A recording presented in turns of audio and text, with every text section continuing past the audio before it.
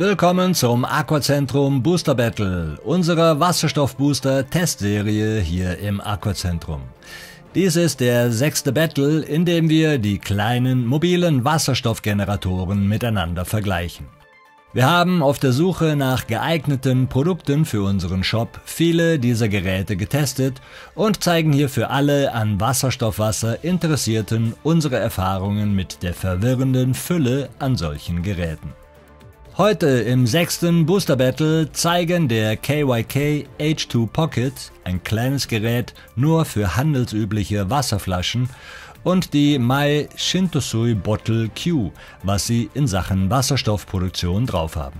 Wer unsere Serie bisher verfolgt hat, weiß, dass einige Geräte nicht funktioniert haben. Auch heute habe ich wieder eines, das ausgeschieden ist. Erfahrt dazu gleich mehr. Im Aquacentrum Booster Battle testen wir verschiedene Wasserstoffbooster, wie viel Wasserstoff sie produzieren, und machen einen Riechkolbentest. In der ersten Runde sollen die Teilnehmer mindestens 1,6 ppm Wasserstoff produzieren, um in die nächste Runde zu kommen. Bevor ich zur Sache komme, die besten Ergebnisse bisher. Der Hydrogen H2Go liegt mit 2,5 ppm Wasserstoff in Führung, gefolgt vom Aquavolta H2Go 2.8 mit 2,1 ppm gelöstem Wasserstoff. Auf Platz 3 ist der Aqualiving Paino mit 1,6 ppm Wasserstoff. Unser heutiger Ausscheider ist der Augiembi 500 ml Hydrogen Wasserflasche. Das Problem war hier, dass das spezielle Ladekabel nicht auffindbar ist. Alle anderen Geräte haben denselben Steckerdurchmesser oder einen USB-Stecker, wovon die meisten Menschen einige zu Hause haben. Kann man natürlich sagen, das ist eigene Dummheit, aber warum nicht einen Standardanschluss einbauen? Also wieder zu den Zuschauern damit. Der erste Booster zur Füllstation bitte. Die Mai Shintosui Bottle Q. Ich mag ja die Geräte mit einer großen Füllöffnung. Macht das Leben einfach. Erfahrt im Video oben rechts beim i, was es mit unserem Osmose-Testwasser auf sich hat und wie die Spielregeln unseres Booster Battle sind. Der nächste Booster sieht aus wie ein kleines UFO und ist so konzipiert, dass man nur Flaschen aufschrauben kann. Das kann ich bei den meisten Geräten machen, da gibt es dann spezielle Adapter dazu. Bitte beachten, wenn man eine Mineralwasserflasche aufschraubt, die Flasche könnte platzen, deshalb nur dehnfähige Kunststoffflaschen verwenden. Jo, danke für den Hinweis, Karl-Heinz. Ja, wie ihr seht, verwende ich hier eine leere Limoflasche aus Kunststoff. Die Füllöffnung ist kleiner, aber kein Problem.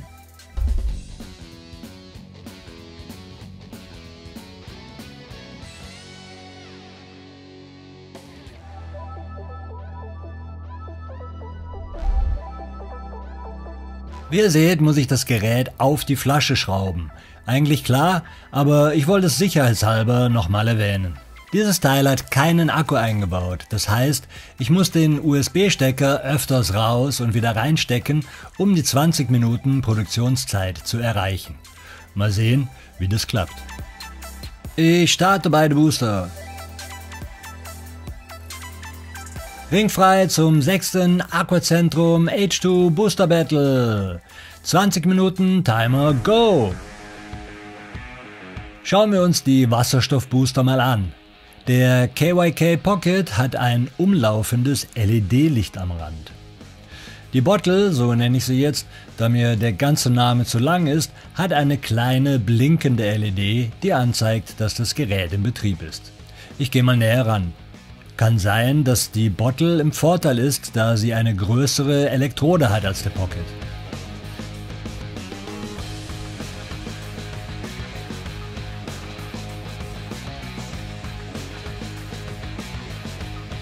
Hier an der Seite ist der USB-Anschluss. Schauen wir den Geräten einfach mal weiter zu.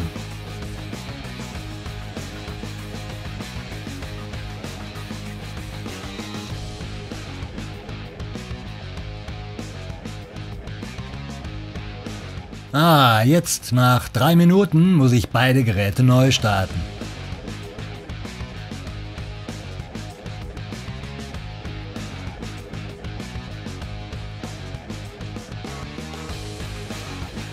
Ich habe eine Frage an Yassin.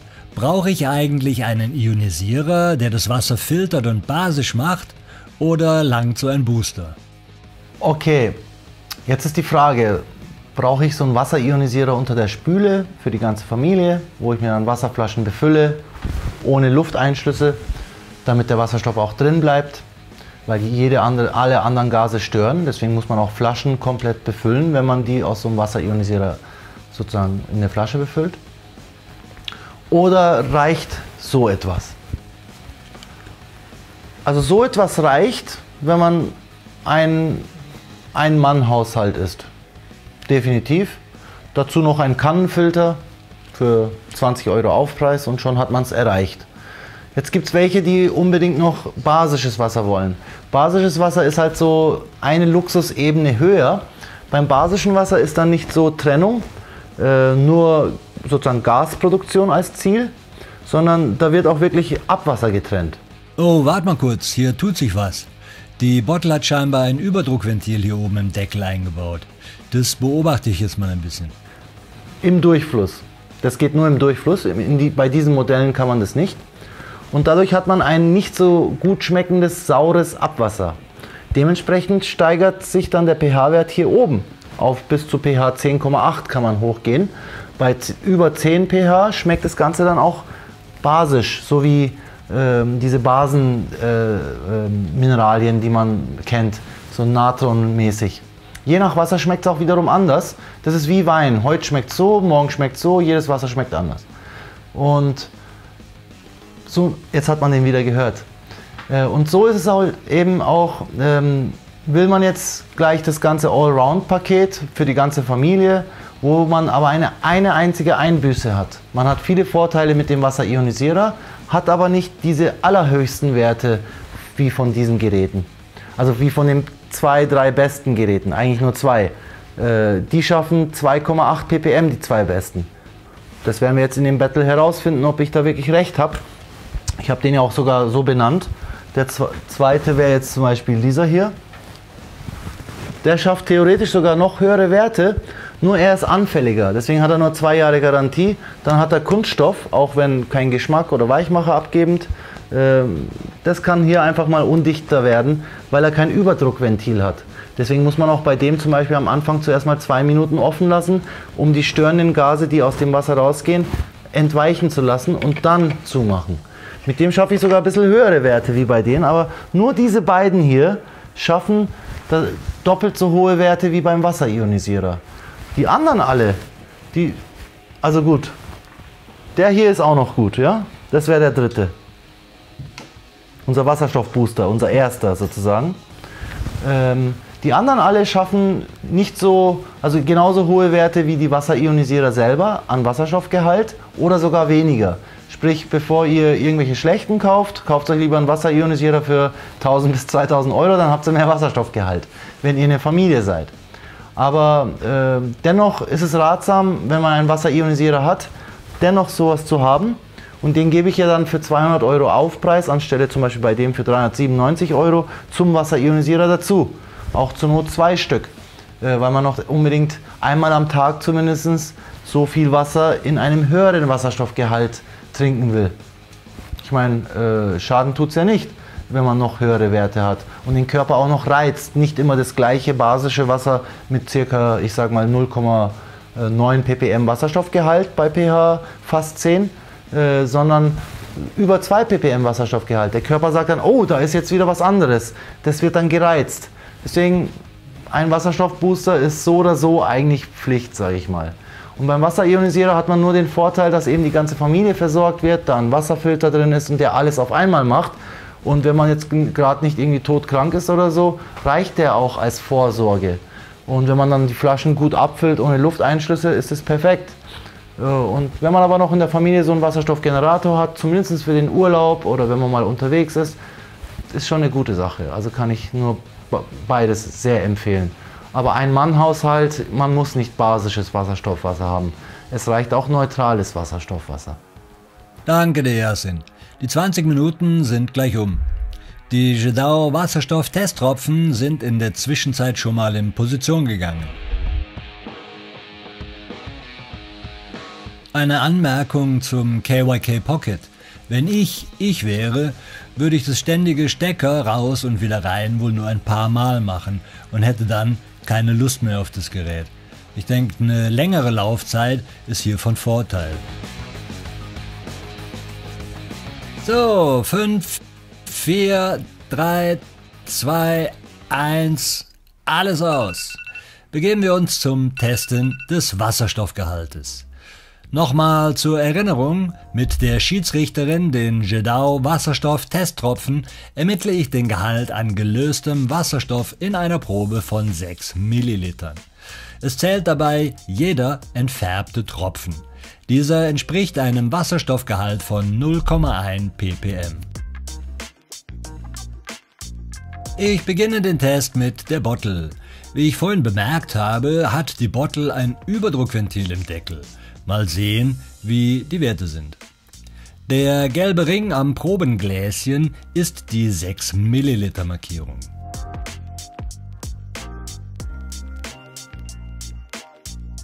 Okay, Vorbereitung ist abgeschlossen, jetzt folgt das Getröpfel. Heute habe ich einen neuen Zählroboter, der das Zählen für mich übernimmt.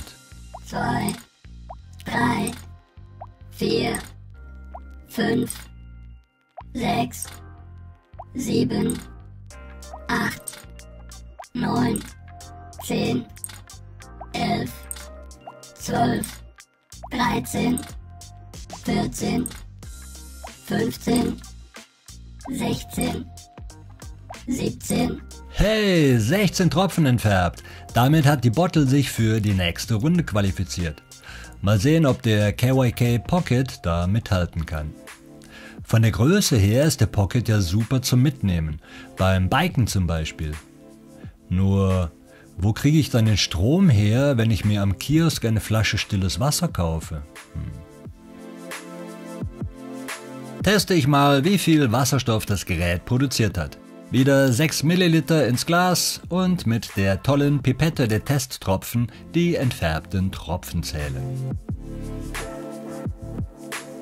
1, 2, 3, 4, 5, 6, 7, 8, 9, 10, 11, 12, 13. Jo, schade, nur 12 Tropfen entfärbt, also wieder einer weniger. Ich mache noch schnell den Riechkolbentest, um zu riechen, ob eine PEM-Zelle eingebaut ist. Warum das wichtig ist, erfahrt ihr im oben rechts verlinkten Video von Karl-Heinz Asenbaum. Könnt ihr auch zu Hause mal nachmachen. Ich benutze Himalaya-Salz, geht aber auch mit normalem Natriumchlorid. Einfach ein bisschen davon in den Booster, kurz laufen lassen und daran riechen, schon wisst ihr, was los ist.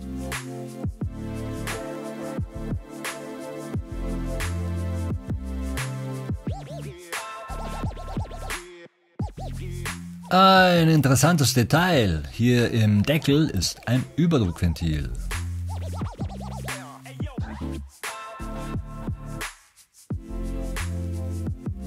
Puh, der riecht nach Schwimmbad. Heftig, heftig. Gleich kommen wir zu den Ergebnissen. Im Akkuzentrum Booster Battle testen wir verschiedene Wasserstoffbooster, wie viel Wasserstoff sie produzieren und machen einen Riechkolbentest. In der ersten Runde sollen die Teilnehmer mindestens 1,6 ppm Wasserstoff produzieren, um in die nächste Runde zu kommen. Kommen wir ohne Umwege direkt zu den Ergebnissen des heutigen 6. Akkuzentrum H2 Booster Battle. Die Mai Shintosui Bottle Q konnte 16 Tropfen der Wasserstofftestflüssigkeit entfärben und hat somit 1,6 ppm Wasserstoffgehalt erzeugt. Allerdings hat sie beim Riechkolbentest einen extrem chlorigen Geruch produziert, was zu ihrer Disqualifizierung geführt hat. Somit ist die Bottle raus. Das kleine Wasserstoff-UFO, der KYK Pocket, hat 12 Tropfen entfärbt, was 1,2 ppm Wasserstoff entspricht, hat also den geforderten Wert von 1,6 ppm nicht erreicht und scheidet deshalb aus. Den Riechkolbentest hat es bestanden. Wie wir am Anfang schon gesehen haben, ist die Augimbi 500 ml Hydrogen Wasserflasche aufgrund von fehlendem Stromversorgungsequipment ausgeschieden. Das verringert das Feld der Teilnehmer in der nächsten Runde wieder erheblich. Was für uns ja von Vorteil ist, da wir auf der Suche nach den besten Wasserstoffboostern sind. Beim nächsten Battle seht ihr eine Kanne im Battle gegen einen Booster der Marke Gosoid. Habt es gut und tut euch was Gutes. Bis bald.